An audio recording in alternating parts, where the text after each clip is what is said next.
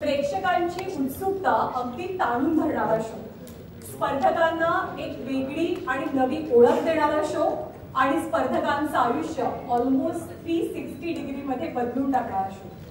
तर अशा शोच्या अर्थात बिग बॉस मराठीच्या या इलेक्ट्रिफाईड इव्हेंट मध्ये मी ज्ञानदा कदम तुम्हा सर्वांचं अगदी मनापासून स्वागत करते. आणि आजच्या इव्हेंटला तुम्ही सगळ्यांनी दिलेला प्रतिसाद हा जस्ट अमेझिंग आहे. त्यामुळे कार्यक्रमाच्या सुरुवातीलाच thank you so much each one of you, every one of you. तर एक नवा अंदाज आणि नव्या फॉर्मॅटसह बिग बॉस मराठी सज्ज आहे एंटरटेनमेंटच्या पॉवर डोससह. बिग बॉस मराठीचं नवं पर्व इज ऑल अबाउट सरप्राइजेस आणि त्यातलं पहिलं सरप्राईज आपल्या सगळ्यांना आधीच मिळालंय. Any guesses? Yes, exactly. आपल्या होस्टच्या रूपानं ते सरप्राईज सगळ्यांना आधीच मिळालंय. त्यामुळे एकीकडे चर्चा सुरू झालेली आहे ती बिग बॉसच्या नवीन होस्टची, तर दुसरीकडे अगदी नेक टू नेक कॉम्पिटिशन सुरू आहे बिग बॉसच्या घरातले गेस्ट बनण्याची. आणि अर्थातच ऑफकोर्स हा सीझन जरा जास्त स्पेशल आहे, हा सीझन जरा जास्त खास आहे, कारण तब्बल 2 वर्षांनंतर मराठी प्रेक्षकांना बिग बॉसच्या घरात डोकावून पाहता येणार आहे. आणि ते म्हणतात ना की सब्र का फल मीठा होता है, तर असंच काहीसं गोड फळ सगळ्या प्रेक्षकांना मिळणार आहे, कारण बिग बॉस मराठीचा यावेळचा अंदाज अगदीच हटके असणार आहे. So ladies and gentlemen, your wait is almost over. ज्याला भेटायला तुम्ही सर्वजण कमालीचे उत्सुक आहात त्याच्या एंट्रीची वेळ अगदी जवळ आली आहे. पण होल्ड ऑन, त्याच्या आधी तुमच्या सगळ्यांसाठी एक स्पेशल आणि एक खास सरप्राईज आहे. बिग बॉस मराठीचा promo I am sure definitely तुम्ही सगळ्यांनी बघितलेला असणार आहे टीव्हीवरती, वेगवेगळ्या प्लॅटफॉर्मवरती. पण त्या प्रोमो शूटच्या वेळेला जी काही धमाल मस्ती घडली आहे ती बघणं आणखीनच इंटरेस्टिंग असणार आहे. तर बिग बॉसच्या प्रोमो शूटच्या वेळेला काय धमाल मस्ती घडली ते पाहूया आणि आपण सगळेजण सज्ज होऊया आजच्या आपल्या शो स्टॉपरच्या एंट्रीसाठी. Every please. सगळ्यांची वाजता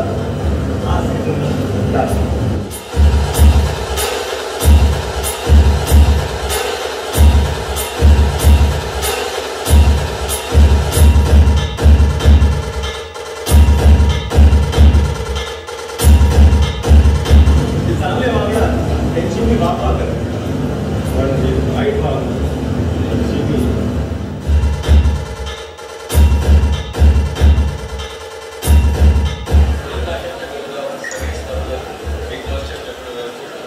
लाईन झाल्यावर ते सुरू करू.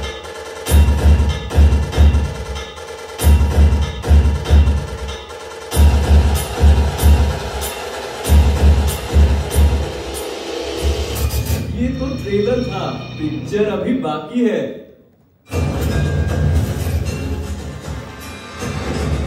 सगळ्यांशी वाजणार हा सीझन गाजणार, कारण मी येणार तर कल्ला होणारच.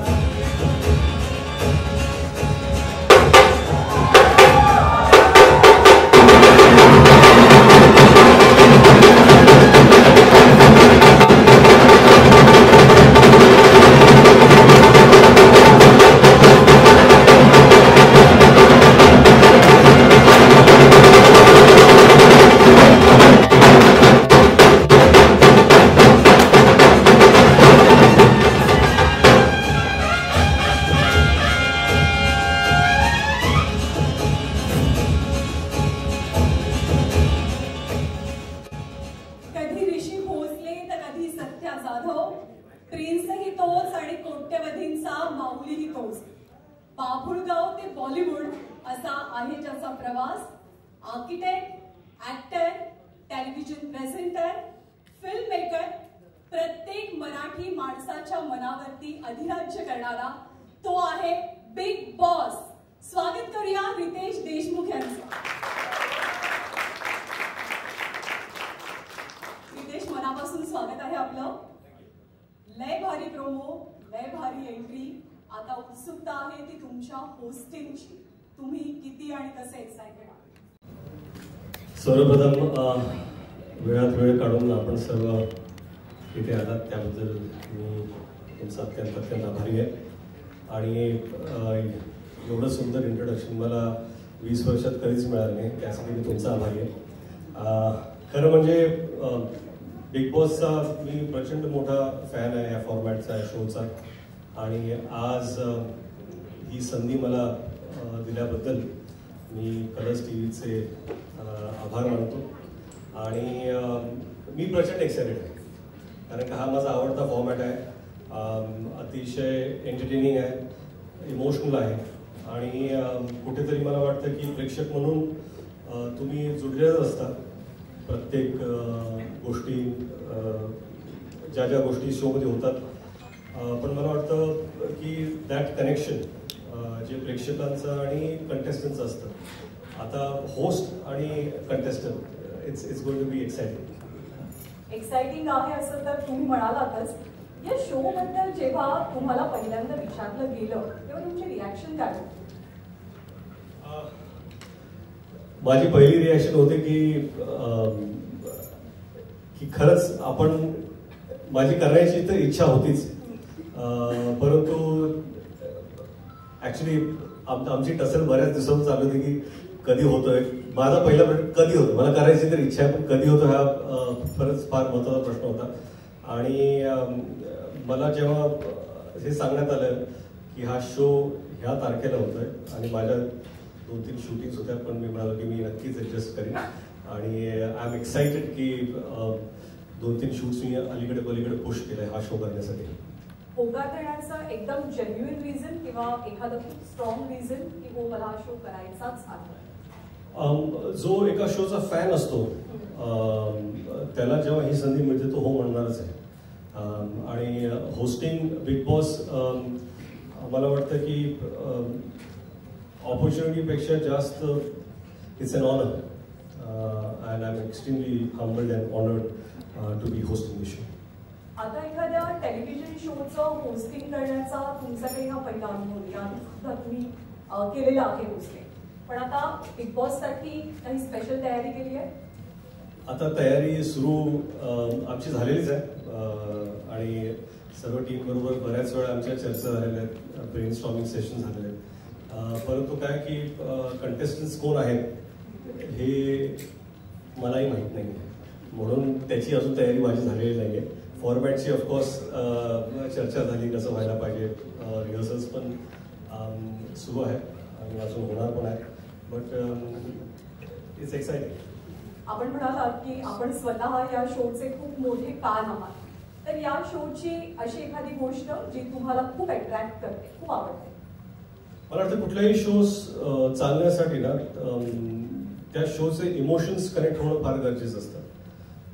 कंटेस्टंट्स येतात, त्यांच्याबद्दल आपल्याला काहीतरी माहिती असते, पण ती लोक व्यक्ती म्हणून कशी असतात ते या शोमध्ये 10व्या-12व्या दिवसानंतर आपल्याला कळायला सुरू होतं. त्यांच्यावरती जे प्रेशर्स असतात, जसं त्यांना सामना करावा लागतो, त्या प्रेशर बरोबर ते कसे होतात, कुठल्या लोकांशी त्यांची मैत्री होते, ते मॉरली कुठे करेक्ट आहेत. काय आहे की प्रत्येकजण प्रत्येक वेळी मॉरली करेक्ट असू शकत नाही, आपणही नसतो, कोणी नसतं. परंतु योग्य वेळी तुम्ही काय स्टँड घेता त्याच्याशी ऑडियन्स कनेक्ट होतो. आणि ते कुठेतरी प्रत्येक कंटेस्टंटमध्ये इनबिल्ट असतं. आणि मला वाटतं की तीच गोष्ट मला फार आवडते. बिग बॉसची खासियत म्हणजे बिग बॉस या शोची जितकी चर्चा होते तितकीच चर्चा त्याच्या होस्टची सुद्धा होते. सो तुम्ही आता त्या क्लबमध्ये आलेला आहात आणि सलमान खान ऑफकोर्स तुमचे सगळ्यात चांगले मित्र, तुमच्या मैत्रीचे खूप किस्से आम्ही ऐकलेत, पाहिलेत तुम्हाला एकत्र. काही टिप्स घेतल्यात किंवा मिळाल्यात? यामध्ये ते जसं होस्ट करतात ना तसं मला वाटत नाही जगात, भारतात सोडा, जगात हा एक जगातला सर्वात मोठा प्लॅटफॉर्म आहे. जगात कोणीही होस्ट करू शकत नाही. त्यांची एक इनबिल्ट नॅचरल स्टाईल आहे, त्यांचा एक ॲटिट्यूड आहे, त्यांचा एक स्वॅग आहे, तो फक्त त्यांचाच आहे. आणि खरं म्हणजे त्यांना पाहून तर बरंच काही कळतं की कसं इंटरॅक्ट करायला पाहिजे, कुठल्या मर्यादा जपल्या पाहिजेत. आणि कसं आहे की कंटेस्टंट जसे स्टँड घेतात तसं होस्टला सुद्धा स्टँड घेणं गरजेचं असतं. आणि तिथं एक थिन लाईन असते की ती तुमच्या स्वभावामुळे तुम्ही एक स्टँड घेऊ शकता, परंतु एथिकली मॉरली तो स्टँड त्यावेळेस घेणं फार गरजेचं असतं आणि I will try take that stand. तुम्ही खूप मोठे मल्टीटास्कर आहात. तुम्ही ॲक्टर आहात, फिल्ममेकर आहात, प्रोड्युसर आहात, तुम्ही टेलिव्हिजन प्रेझेंटर आहात, आणखी नव्या आता भूमिकेमध्ये तुम्ही येताय. हे स्टार्टअप आहे तुमचा. हे सगळं मल्टीटास्किंग तुम्हाला काय शिकवतं, काय देतं? सर्वात प्रथम ना मी सीकर आहे. मला नवीन नवीन गोष्टी करायची फार इच्छा असते आणि मला जर असं म्हटलं की हे शक्य नाही आहे किंवा अवघड आहे तर मला असं वाटतं की ते सर्वात पहिलं केलं पाहिजे. आणि आयुष्यामध्ये अशा बऱ्याच संधी समोर आल्या आणि आय जस्ट टूक देम ऑल. आणि कसं आहे की इट्स नॉट की प्रत्येक वेळा तुम्ही यशस्वी होता किंवा तुम्ही जे पाऊल घेता ते यशस्वी ठरतं, परंतु प्रयत्न सोडले नाही पाहिजेत. And this is an exciting platform. आणि मला वाटतं की सध्या माझ्या आयुष्यात जर काही एक्सायटिंग गोष्ट असेल तर या क्षणी बिग बॉस होस्टिंग आहे. ही तुमच्या आयुष्यातली आत्ताची सगळ्यात एक्साइटिंग गोष्ट आहे. आपण बिग बॉसच्या प्लॅटफॉर्मवरती उभो आहोत. आपण बिग बॉस बद्दल बोलतोय. तुमच्या घरातले बिग बॉस माझ्याच नव्हे तर सगळ्यांच्या घरात एकच बिग बॉस असतो, तो म्हणजे त्याची बायको. आता आम्ही सगळेजण खूप एक्सायटेड आहोत. तुम्ही जितके एक्सायटेड आहात त्याच्यापेक्षा जास्त उत्सुकता आय एम शुअर आपल्या सगळ्यांना आहे, सगळ्या प्रेक्षकांना आहे. तुम्हाला एका वेगळ्या अंदाजात आणि नवीन रूपात बघण्याची त्यासाठी अर्थात शुभेच्छा सुद्धा आहे. हा इव्हेंट आपल्याला पुढे न्यायचा आहे आणि बिग बॉसचा हा सगळा मोठा भाग घालण्यासाठी कलर्स मराठी वाहिनी आणि एंडमॉल शाईन इंडियाचे जे पिलर्स या शोच्या पाठीमागे उभे आहेत तर त्यांना आपण आता मंचावरती आमंत्रित करणार आहोत. Alok Jain, president, general entertainment Viacom, Kedar Shinde, head programming, Colors Marathi, आणि दीपक भट, फाउंडर आणि CEO,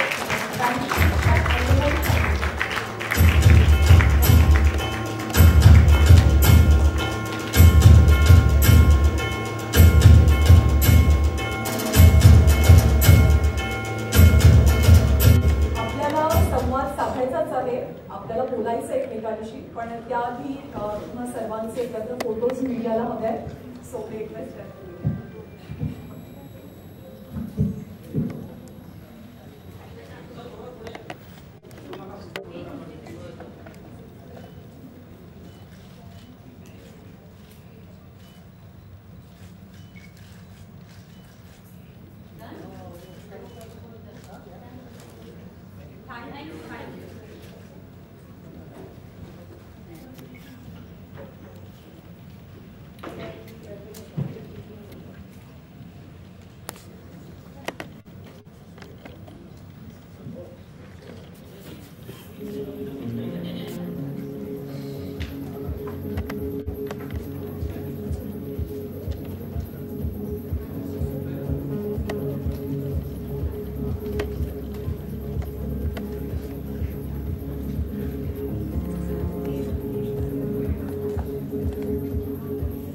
सर्वांचं पुन्हा एकदा मनापासून स्वागत.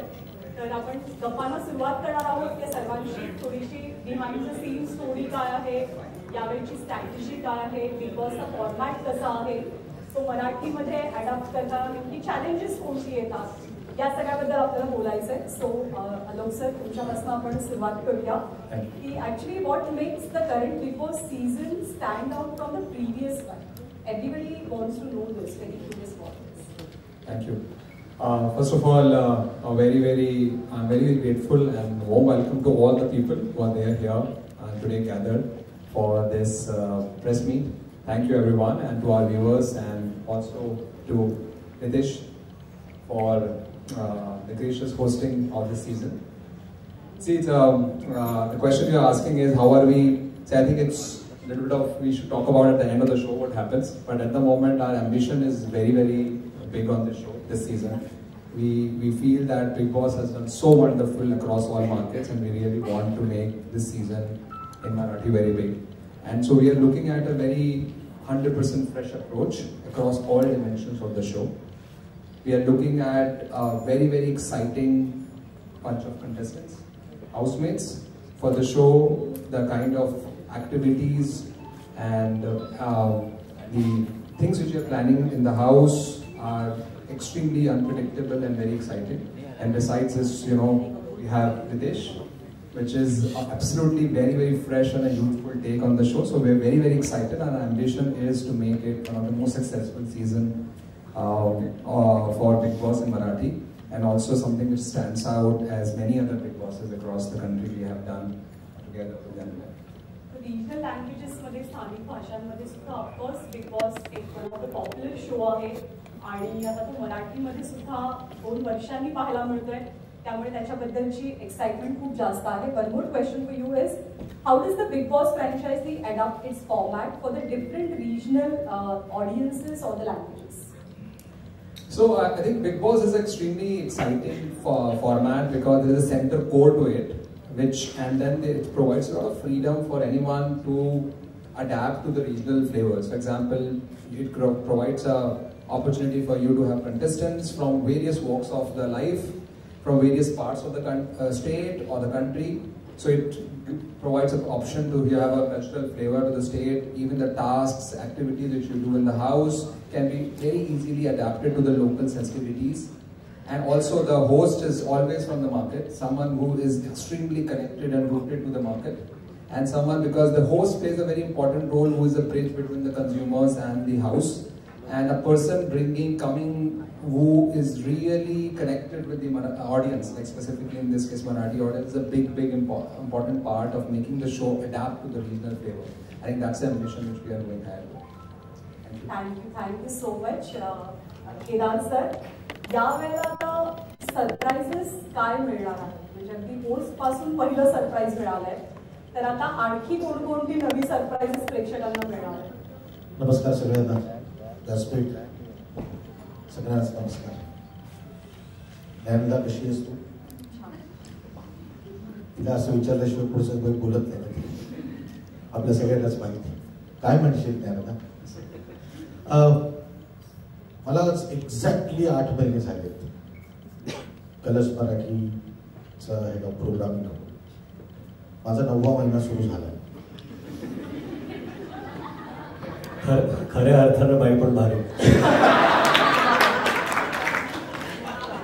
मला एक आनंद आहे की 9व्या महिन्याची प्रेग्नन्सी ही बिग बॉस मराठी असणार आहे माझ्याकडे. So that will be a big thing for me, आणि त्याच्याबद्दल मी खरंच परमेश्वराचे स्वामींचे आभार मानतो. मला तुम्हाला ही गोष्ट सांगायची की ज्या दिवशी मी पहिल्यांदा कलर्स मराठीमध्ये पाऊल ठेवलं आणि घरी गेलो, तर 2 गोष्टी माझ्या आयुष्यामध्ये घडल्या. मी माझ्या आईला सांगितलं की आई, मी कलर्स मराठीचा हेड ऑफ प्रोग्रामिंग झालं. माझे वडील हे मिल वर्कर आहेत, त्यामुळे त्यांनी आयुष्यभर चाकोरीबद्ध आयुष्य जगले.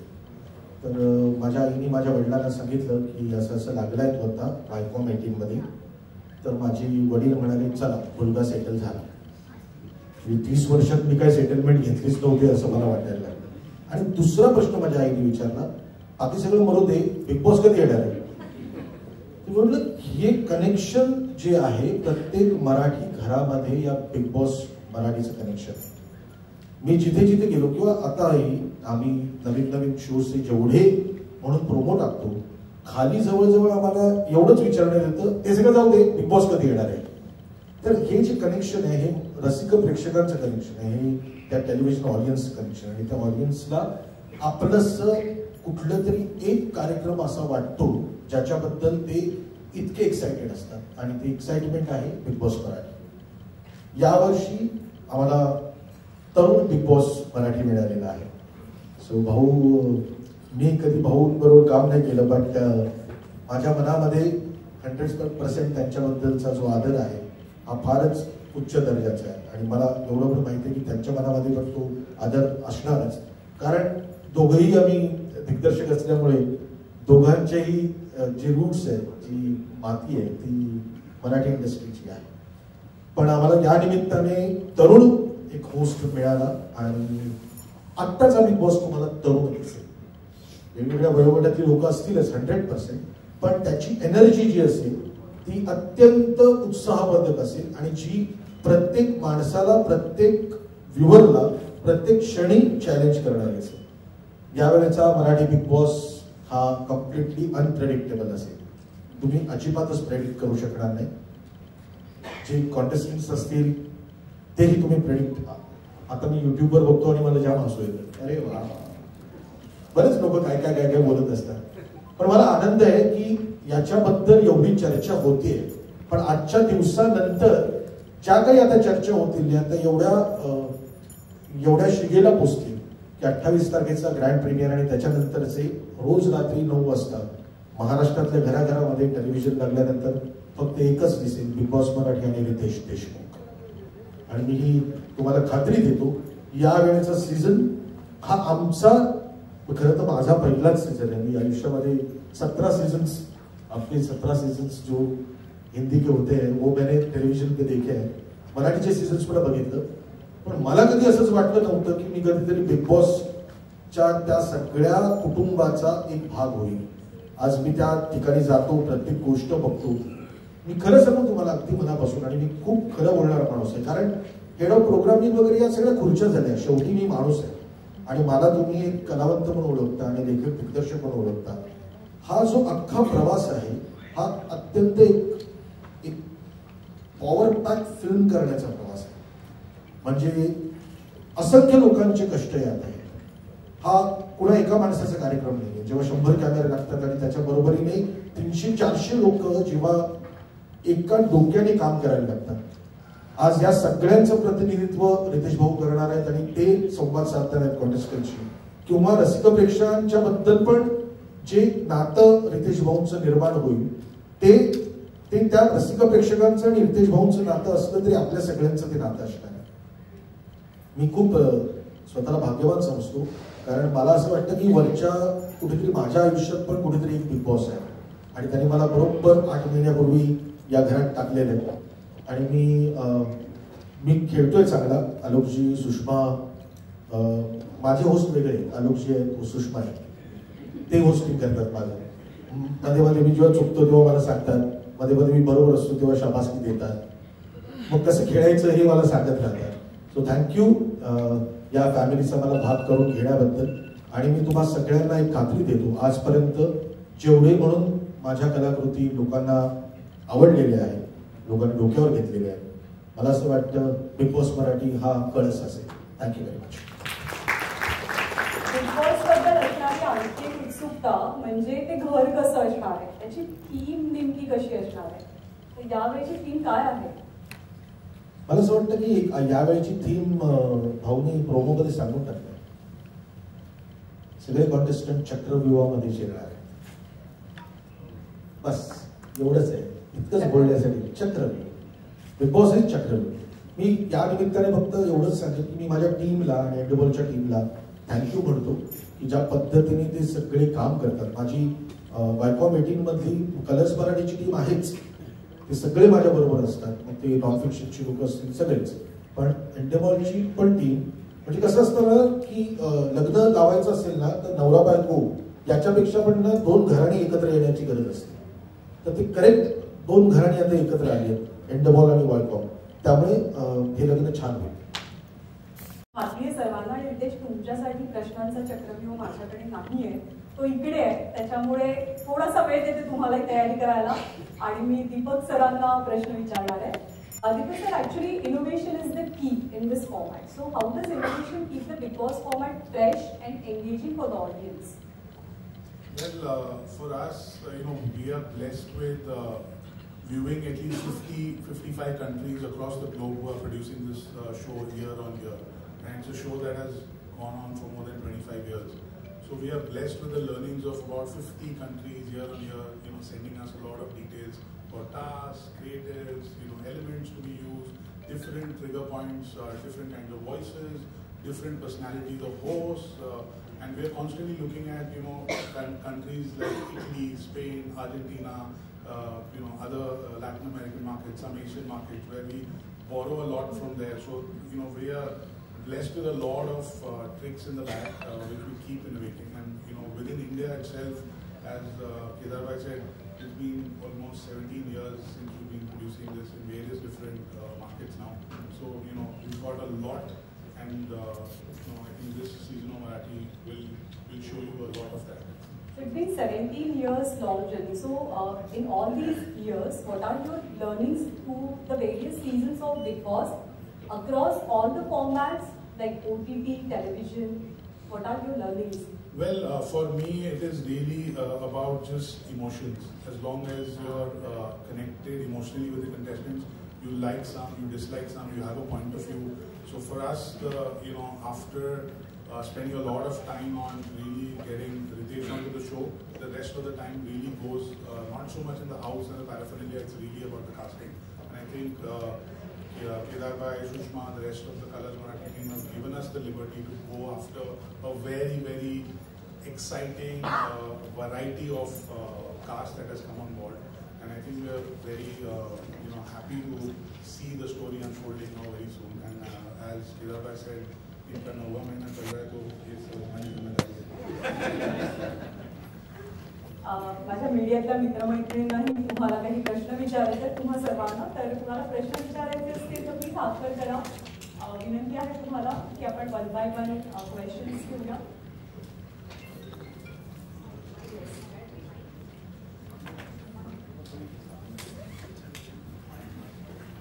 गायत्रीला मी रिक्वेस्ट करेन की माईक ऑन करायला.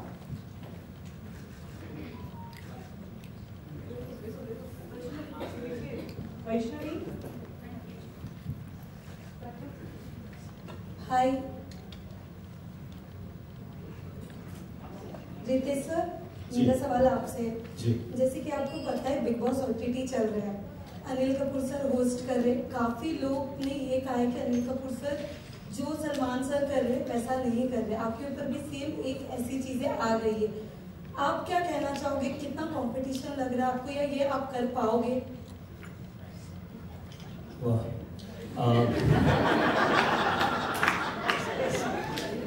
सवाल अच्छा है आपका. सबसे पहले ऑफ कोर्स मैंने पहले ही कहा था कि जो सलमान भाऊ करते हैं वो वैसा कोई कर नहीं सकता.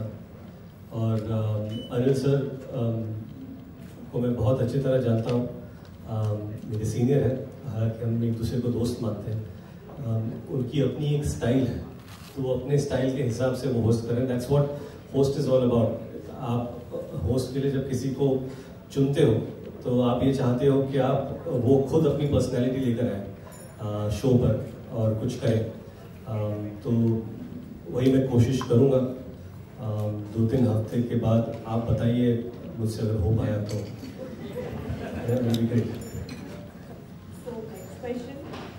हाय, प्रथमेश इथून आफ्रिका प्रेस जर्नलमधून. माझा प्रश्न आहे रितेशला. रितेश, आत्ता कल्ला होणारच ही टॅगलाईन आहे शोची. काय रेझोनेट करतो, कसं तू रिस्पॉन्ड करतो या टॅगलाईनला? What does it mean to you and how are you going to deal with this? आणि मी हा प्रश्न याच्यासाठी विचारतोय की इमेज जी आहे जी आपली एकदम बॉय नेक्स्ट डोअर, एकदम स्वीट चॉकलेटी, तुम्ही रील्स बनवता ती पण तशीच इमेज आहे. या शोचा फॉर्मॅट असा आहे की तुम्हाला अग्रेसिव्ह व्हावं लागतं. तर जर का कुठला कंटेस्टंट मिसबिहेव करत असेल तर ते अग्रेशन कुठून येणार? ते अग्रेशन लय भारी असणार, ते वेडमधून येणार, की तुम्ही एक विलन होणार तिथे?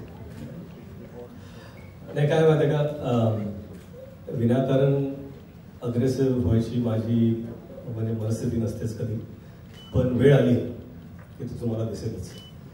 आणि तुम्ही जर शो पाहाल तर सर्वप्रथम तुम्हाला दिसेल. Hi Riteish, Vaishnavi from CNC समोर. Hi, hello, how are you?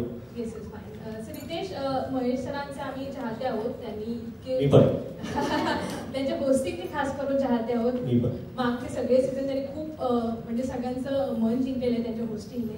Do you feel little bit of pressurise की महेश सरांचा तो अग्रेसिव्हनेस आणि ती चावडीवर होणारी सगळ्यांची धुलाई, ह्या सगळ्या गोष्टी do you feel little bit stress की या सगळ्या गोष्टी तुला त्याच्यापुढे सांभाळायच्या आहेत, हा सीझन तरी सांभाळायचा आहे? आणि मला वाटतं की महेश सरांनी जे केले त्यांच्या स्टाईलमध्ये केले त्यांनी. आणि he was a fantastic host. आणि आय थिंक मी सुरुवातच केली की to host Bigg Boss is an honour and to do it after him also it's even a bigger honour. आणि मला वाटतं की जशी जशी परिस्थिती येईल शोवरती त्या पद्धतीने त्यांच्याबरोबर डील केलं जाईल. नमस्कार रितेश, निलिमा कुलकर्णी इकडे Hello, नवशक्ती आणि फ्री प्रेस कडून आणि खूप अभिनंदन. छान वाटतंय तुमचे प्रोमोज पाहून. तुम्ही कसं कराल आम्ही खूप एक्सायटेड आहोत. पण मला एक विचारायचं आहे की मागचे जे सीझन होते त्यातला कोणता सीझन तुमचा फेवरेट होता आणि तुमचे फेवरेट कॉन्टेस्टंट कोणी होते का आधीचे, ते आम्हाला नक्की ऐकायला आवडेल. खरं म्हणजे काय एवढे सीझन मी पाहिलेत ना, इव्हन हिंदीमध्ये मराठीमध्ये, तर मी झोपताना मला वाटतं की मराठीचे हिंदीमध्ये गेलेले आहेत आणि हिंदीचे मराठीमध्ये गेलेले आहेत. कुठला सीझन कधी कधी सगळे लाईन्स ब्लर होतात. आम्ही डिस्कस करतो हा त्या सीझनमध्ये नाही.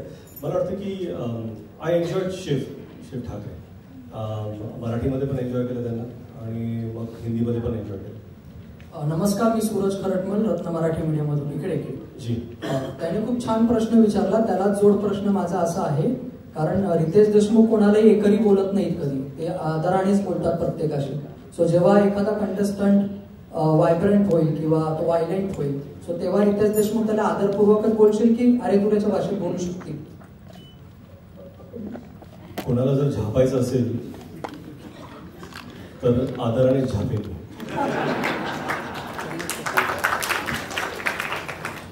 आणि ते पाहणं इंटरेस्टिंग असेल की आदरानं कसं झापलं जाईल. Hello sir, this is Atisha from Rajshri Marathi. Sir here. Yes sir. First of all sir, Kedar sir, तुम्हाला सुद्धा आणि Alok Jain sir, for you also, thank you so much for bringing our favorite hero as a host of this show. Which brings me to the question that what was the strategy behind asking Ritesh sir about to be the host, and what was the process of that, the discussion with Kedar sir that we should bring Ritesh sir as the host of this season? I would love to know this. Thank you. So first of all, as Kedar bhai said, 9 months back he joined. 8 months back he joined. I think we have been always thinking getting a person like him as running the programming of Colors Marathi was a big achievement. So I think we did that job first.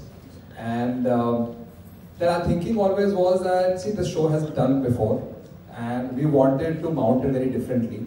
We wanted to mount it in a fashion which is much more youthful and also which goes to every house.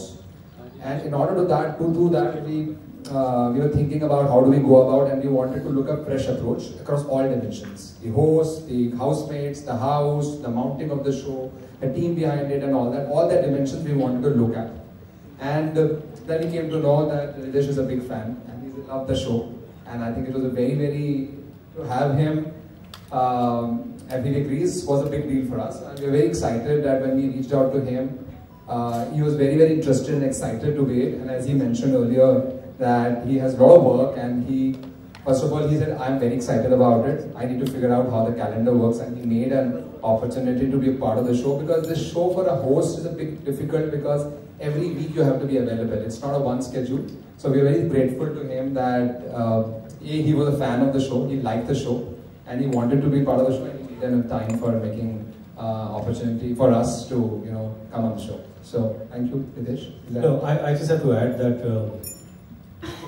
when I met the entire team and I put forth a few things that I had prior commitments and whatever. What I liked about Alok was he said, let's do it, we'll figure the rest. And I have to thank Alok and Sushmaji for this, and of course Kedarji and Deepak for always being there. So it's a huge opportunity, and thank you for going beyond the call. Thank you. नमस्कार, माझा प्रश्न केदार शिंदेंना आहे. अगोदर राजकीय रंगावरती आधारित टिकल ते political अशी मालिका घडलं नावाचा बाबा पक्ष संघटना सगळं नीट ठेवायला गंगाधर टिपरे यासारखी वेगळ्या धाटणीची मालिका, अक्काबाई हरिश्चंद्रसारखा वेगळा आशयावर आधारित चित्रपट, ते अगदी बाईपण भारीपण इथपर्यंतचा सगळा तुमचा प्रवास, वेगवेगळ्या धाटणीच्या आणि आशयाच्या मालिका आणि चित्रपट जेव्हा तुम्ही दिग्दर्शित केलेले आहेत, आता पुन्हा एकदा बिग बॉस हा नवा विषय, नवा आशय, तुम्ही एक दिग्दर्शक म्हणून तुमच्यासमोर काय आव्हान होतं? मला आत टाकू नका, मला बाहेरून बघू द्या, एवढंच होतं. आणि एक सगळ्यात महत्त्वाची गोष्ट, मी दिग्दर्शक नाहीच आहे. हा कार्यक्रम इंडबॉलतर्फे प्रोड्यूस होतो. आमचे नॉन फिक्शनची जी कीर्तन असू दे, त्यानंतर प्रथमेश असू दे, सुगंधा, मोना आणि शंतनू, हे सगळी लोक हे सगळं करतात. मी सांगितलं ना की मला बाहेरून ते सगळं फक्त माझ्या पॉईंट ऑफ व्ह्यूने बघायचं असतं आणि बिग बॉसची गंमतच अशी आहे ना की ते इट्स लाईक काय म्हणतात ना पॉपकॉर्न खाल्ल्यासारखं आहे.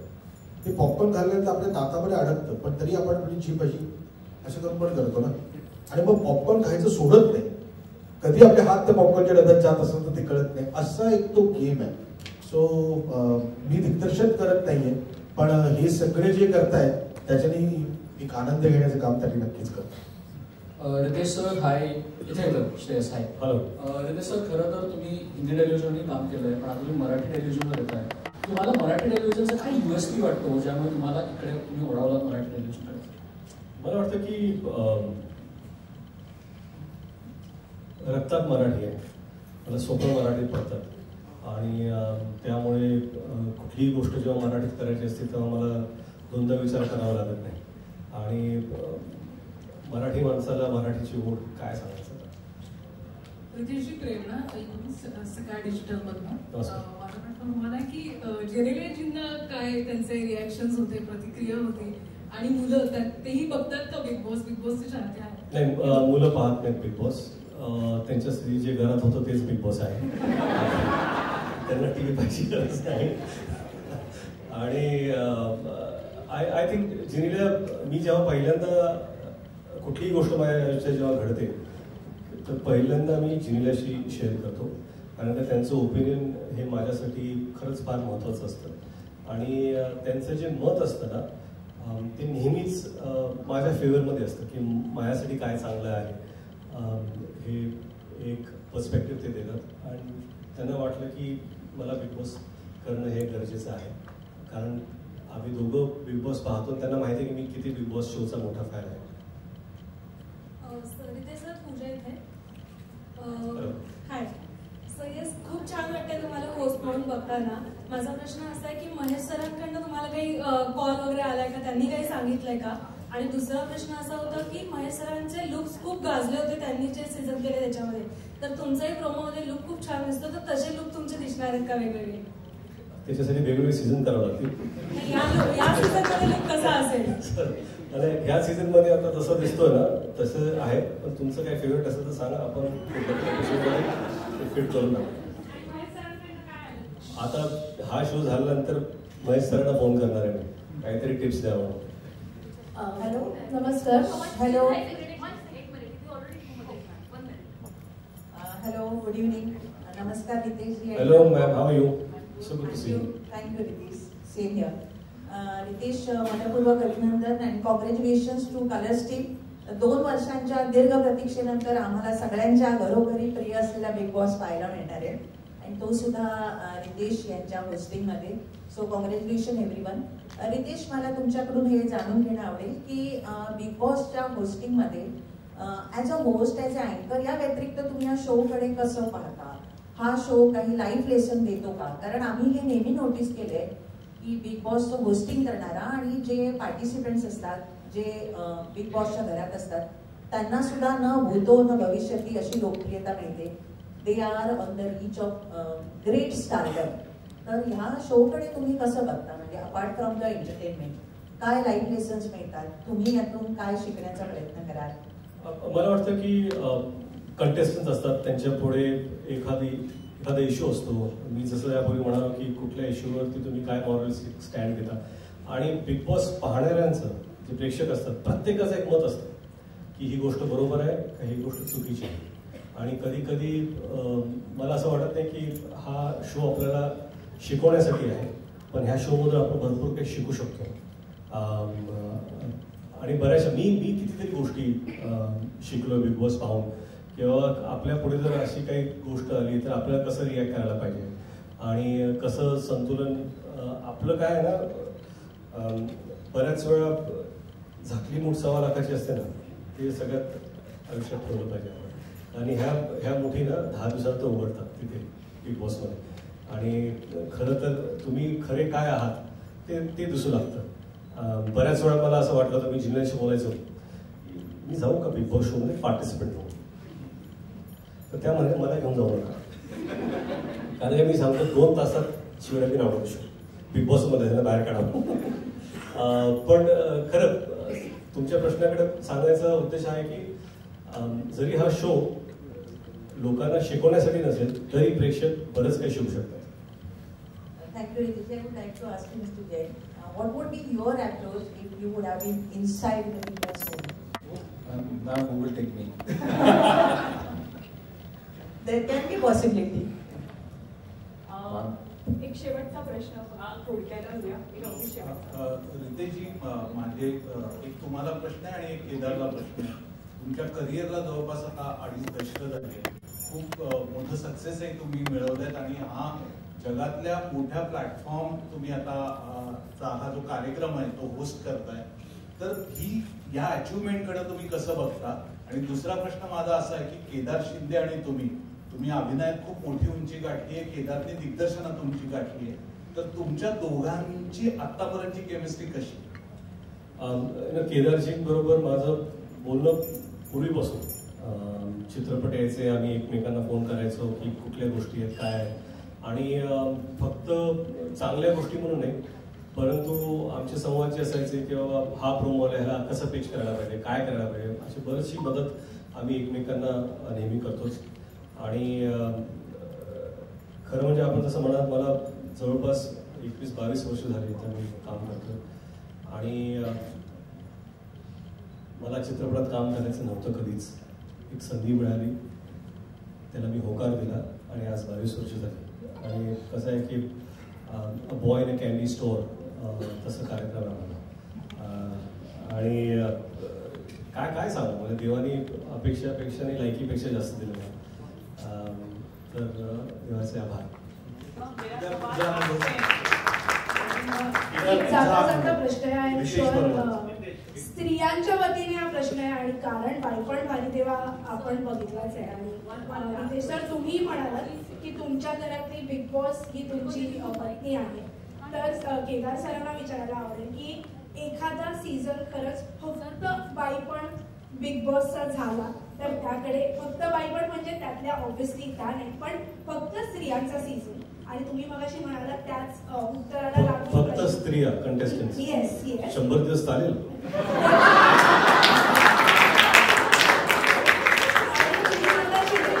बद्दल म्हणालात की त्या जर आत गेल्या ऍज अ कंटेस्टंट तर 2 तासात बाहेर येतो. पण समजा तुमच्या बिग बॉसच्या घरात गेल्याच तर एक अशी कोणती गोष्ट आहे त्या बदलतील, म्हणजे येतील ती पुढची गोष्ट पण त्या घरात बदलूनच बाहेर येते. मला आधी बायपणचा आणि मग त्यांच्याकडे मला तुम्हाला बायपणचा एखादा म्हणजे स्त्रियांचा फक्त 2004 साली अगबाई आरेखच्या केला आणि 2024 साली 23 साली मी बायपण भारी देवा केला. मी 2024 साली पहिल्यांदा बिग बॉस करतोय. आपण थोडे दिवस थांबूया, मला जरा एक्सपिरियन्स घेऊन दे. मला आवडेल सगळ्या बायकांना आतमध्ये टाकायला, पण मला माहिती आहे मलाच दिग्दर्शन करावं लागेल त्याचं वेगळं. आता नको बोलूया, आता आपण ह्या बिग बॉस बद्दल आणि या रितेश भाऊ बद्दल.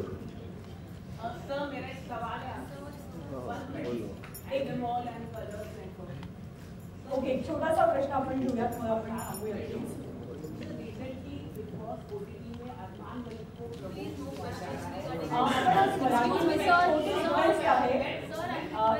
रिक्वेस्ट आहे, आज आपण मराठी बिग बॉस बद्दल बोलतात. स्टेज रितेश देशमुख यांच्यासाठीचा आहे. आपण छान हा सोहळा सगळेजण बाकी कुठलाही विषय इथे न आणता एन्जॉय करूया.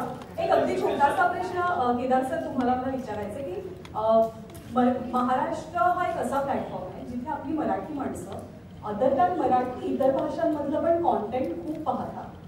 तर अशा वेळेला बिग बॉसचा फॉर्मॅट खास मराठी प्रेक्षकांसाठी आणताना काही वेगळं चॅलेंज जाणवतं का? म्हणजे आय थिंक अलोक सर पण ते ऍड करू शकले. हा प्रश्नाचा उलटा पण आहे की मराठी आणि महाराष्ट्र एकमेव आहे जिथे मराठी माणूस हिंदी सिनेमा आणि हिंदी सिरियल्स पण बघतो. त्यामुळे आपण जेव्हा जेव्हा बघतो तेव्हा तेव्हा त्या सगळ्या गोष्टी ज्या सुरू असतात त्या आपल्याकडे पण व्हाव्या असं आपल्याला नेहमीच वाटतं. मराठी बिग बॉस मधली गंमत अशी आहे की एका पातळीच्या पुढे जाऊन कुठल्याच गोष्टी होत नाही आणि आपल्या सगळ्यांना माहिती आहे. हिंदीमध्ये वेगळ्या पद्धतीने ते सादर होत असेल पण मराठीमध्ये ते वेगळ्या पद्धतीने सादर होतं. आजही कुठेतरी संस्कारांचा एक पार्ट आपल्या सगळ्या मराठी कलाकारांवर किंवा मराठी लोकांवर तो त्याचा पगडा जास्त आहे. पण तरीही या वेळेचं घर हे अत्यंत वेगळं असेल कारण 28 तारखेला बघूया. Thank you.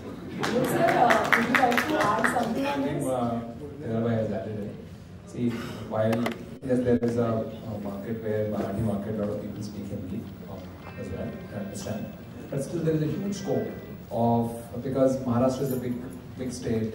There are a lot of dialects, a lot of culture pieces, and there's an opportunity for us to go make the show go to deeper areas in Maharashtra. So I think that's a attempt which we are making. तुम्ही सुरुवातीला म्हणालात की 9वा महिना चालू आहे. या शोच्या प्रस्तुती वेदना सहन सगळेजण करतायत तुमच्या सोबत.